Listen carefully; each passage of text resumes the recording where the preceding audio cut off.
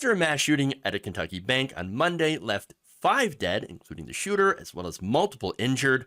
Members of the far right doubled down on their call for more guns. Now you might say, oh, Charlie, I don't want to live in that kind of militarized society. I'm afraid we're already heading towards that. And I would rather have citizens have that ability where it's decentralized than just the government have that ability where it's centralized. So you must be clear about the purpose of the Second Amendment. The purpose of the Second Amendment is there to protect all the other amendments. That only the government having the guns is immoral and it's dangerous and it's wrong, it's totalitarian and it's tyrannical. Therefore, you have to be real. And of course, our hearts go out to the victims in Kentucky for every one of these situations. But we cannot allow them to emotionally hijack the narrative. You must use reason when you look at these things. And using reason, we're able to make the very simple judgment and argument. A free society comes with a cost, and that cost is worth it. Liberty is worth it. Oh, reason. Oh, okay, sure. It's really interesting that Charlie Kirk is attempting to use reason and says, well, you got to stay away from emotion.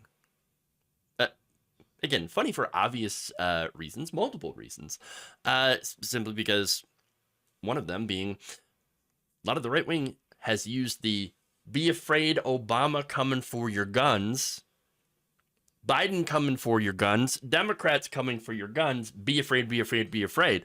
Now, suddenly, we got to use reason, folks. We got to use reason. Interesting. Now, the other thing that I've noticed is that his appeal to use reason is, look, that's the only option that he has, really, in order to rationalize the fact that every day children are being murdered or falling victim to gun violence. More so than it's the number one killer of children in this country, surpassing automobile accident deaths. So, of course, when you're dealing with that, you have to take all emotion, all empathy out in order to make this rationalization that, well, obviously our guns are more, we have to look at the guns and the fact that, we should have guns over children. Can't now actually come out and say that, but that's essentially their position. Guns more important than children. That's it.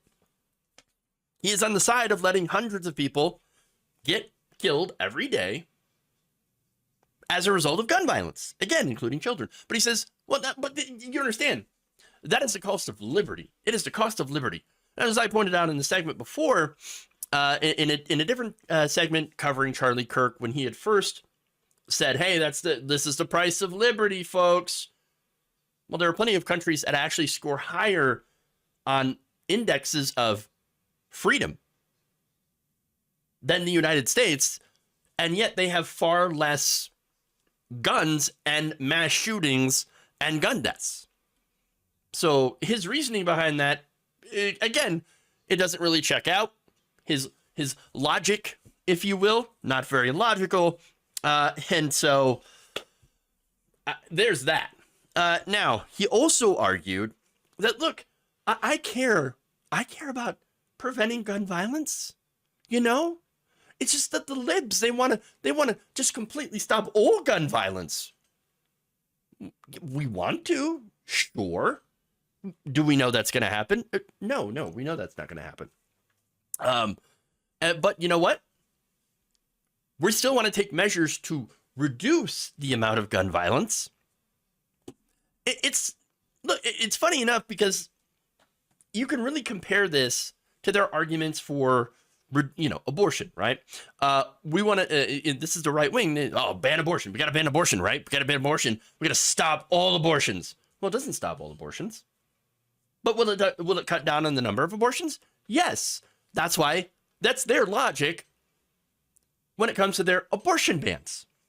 They can't seem to apply the same logic to banning certain types of weapons, like the AR-15, for example, or making it more difficult procedurally, putting a few things like background checks in the way of being able to, get these weapons, or red flag laws that make it so that, hey, if you think that somebody here is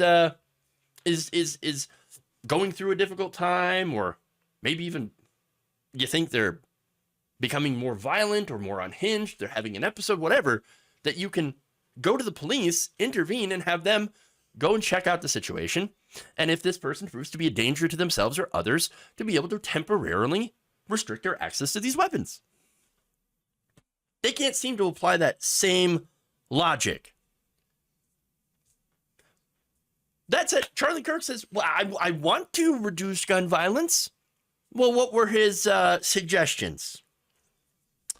His suggestions were more fathers in the home and more guns. More guns plus more fathers in your house.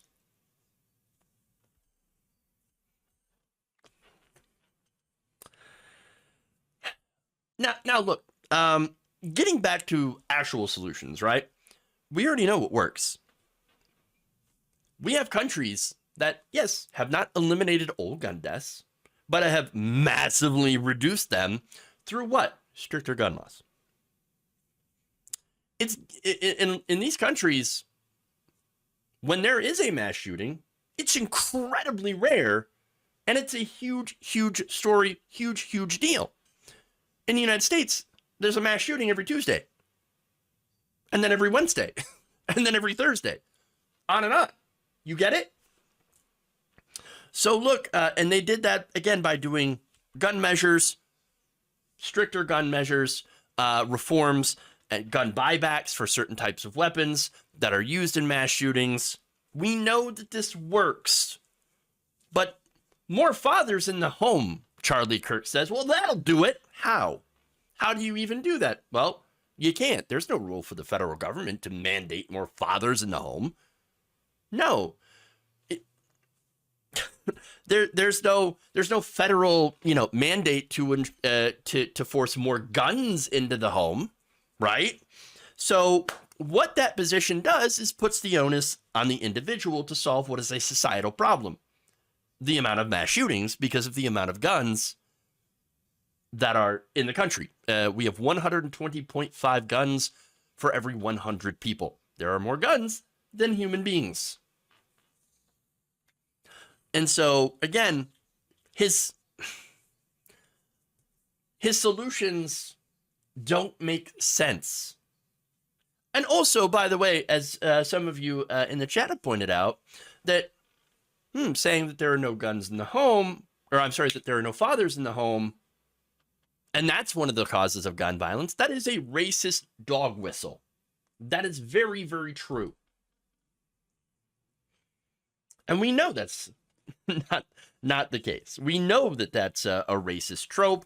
We know that generally, when it comes to mass shootings, for example, it's not, majority black people going out and shooting, doing these mass shootings. No, it's white cis men.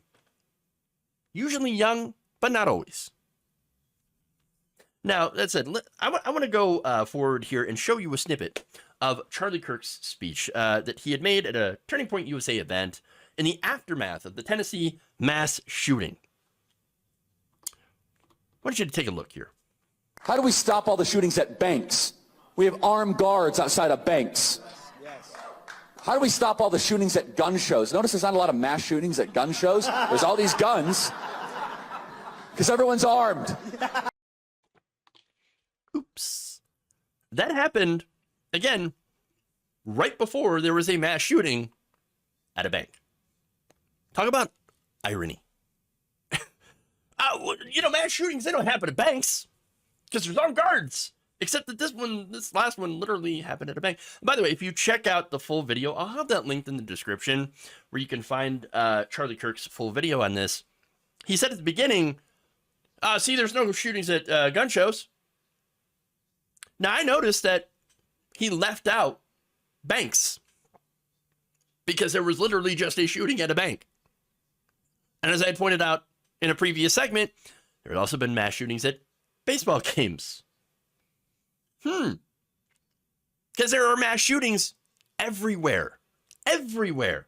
But he says, see, the one place there's no mass shootings at, gun show. So now he says, oh, that's because there's all the guns there, right? And so it's not the guns that are the, you know, it's not the guns, anything but the guns. No, it's the people. It's the people. The people are killing people, right? Well, a 2017 study by the University of California, Berkeley found that nearly 70% increase in deaths and injuries from firearms in California communities within convenient driving distance of Nevada gun shows. So the state of Nevada has some of the least restrictive firearm laws in the country and no explicit regulations on gun shows, whereas California has some of the strongest firearm laws in the country. So in his logic, because again, we're trying to approach this with logic and reason, that's the rules, right? If people kill people, then logically you would have to ask what would explain the lack of gun deaths at gun shows. According to Berkeley, that study looked at the degree of violence associated with gun shows is dictated not by the presence of guns at the shows, but at the gun regulations in the state that they are in. Gun shows that have, you know, that are in places with tighter regulations, safer. And so are the surrounding areas. But if you have it in a state with looser regulations, then the surrounding areas are more dangerous.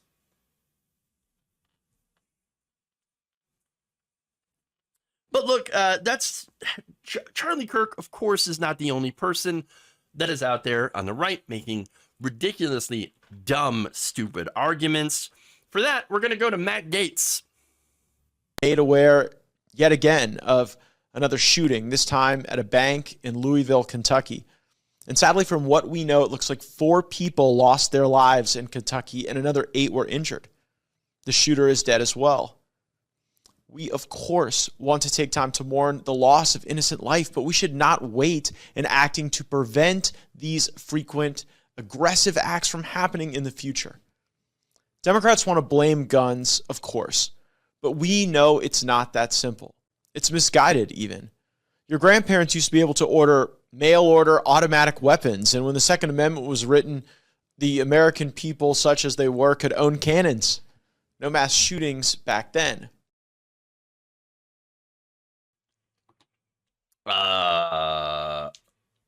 No, there were mass shootings. Look, are we at all surprised that Matt Gaetz says something absolutely stupid? No, not at all. In fact, look, the United States has had a long history of gun violence. Again, going way back to the beginning of our country. Do you know, and maybe Charlie Kirk, if Charlie Kirk and Matt Gaetz took a look at the real history of the United States and some of these gun clashes, they might think, I don't know. Because, oh, look, labor organizations would regularly clash with police in order to fight for labor rights. There were shootouts with police, with Pinkertons, with, the hired goons of these corporations in order to get labor rights. Charlie, you might want to know, not see that one. And you also had things like Shays' Rebellion, which was an uprising in Western Massachusetts in opposition to high taxes on working class people and stringent economic conditions. Let's see, who's being taxed highly right now? Well, it ain't the rich. It ain't people that pay Charlie Kirk. It ain't Charlie Kirk himself. No, it's average working class people. We're paying the majority of our income in taxes, whereas rich people pay a lower percentage, oftentimes, because of the way they make money. And by the way, you had armed bands during Shays' Rebellion of people who even forced the closure of several courts to prevent the execution of housing foreclosures and debt processes. Charlie, are you sure? Are you sure you want to go the route of arming more of the working class? Are you sure? Are you sure about this whole thing? You might not want to be. You might want to think about it. Look, from the beginning of this country, there's been tons of mass shootings, gun violence, mini rebellions, you name it. Now, that said, eventually, the gun violence in cities did get so bad that Congress decided to do something about this. In fact, in 1934, Congress enacted the National Firearms Act that outlawed automatic weapons. You know, that Matt Gaetz was talking about.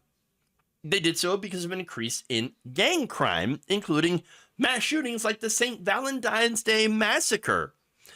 That's right, on February 14th, 1929, 7 members and associates of Chicago's Northside Gang were shot and killed execution style against a garage wall. There was more. On June 7th, 1933, there was a Kansas City massacre. 4 law enforcement officers and a fugitive were killed, with 3 law enforcement officers wounded in a shootout between the two groups. And of course, in 1934, on November 9th, there was the Keelar's massacre, which was an election eve parade and rally that someone decided to shoot at as it went by. 3 people were killed, and between 12 and 25 were wounded in that.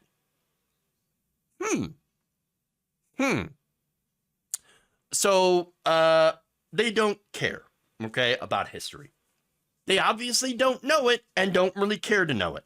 It's not a surprise that both Matt Gaetz and Charlie Kirk and the far right do not know the history of this country. And it's not like anyone who actually takes these people seriously also looks up that history. Of course not. Because then they would know the reality of the situation. But at the end of the day, they don't care for one reason. They want more guns for everyone because that makes gun manufacturers more money. That's it. That's it. If people are the problem, then wouldn't it make sense, logically, to make it harder for people to get access to the kinds of firearms that are doing the most damage to people in this country? There's your logic. It's too bad Charlie Kirk was never interested in facts or logic to begin with.